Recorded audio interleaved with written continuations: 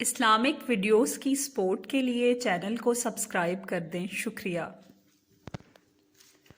ایک شخص حضرت حسن بصری رحمہ اللہ کے پاس آیا اور کہنے لگا، حضرت پتہ نہیں ہمیں کیا ہو چکا ہے کہ ہمارے دل سیاہ ہو گئے ہیں۔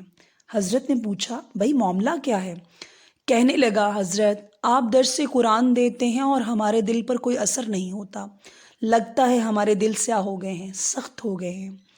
حضرت نے سنا تو فرمایا کہ بھائی یوں نہ کہو کہ دل سیاہ ہو گئے ہیں، بلکہ یوں کہو کہ ہمارے دل مر چکے ہیں۔ یہ نہ کہو کہ ہمارے دل سو گئے ہیں، بلکہ یہ کہو کہ ہمارے دل مو گئے ہیں، مر گئے ہیں۔ وہ بڑا حیران ہوا کہ حضرت مر کیسے گئے؟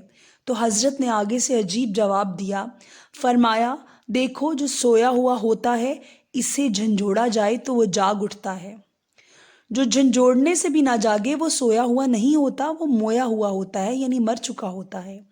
اس لیے اللہ کا قرآن سنائیں اور جھنجھوڑیں، پھر دل نہ جاگے تو یہ دل سویا ہوا نہیں، یہ دل مویا ہوا ہے۔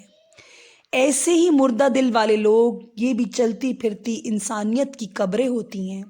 ان کی لاش ایک گھر ہے، قبر ہے، جس کے اندر مردہ پڑا ہوا ہے۔ خطبات فقیر۔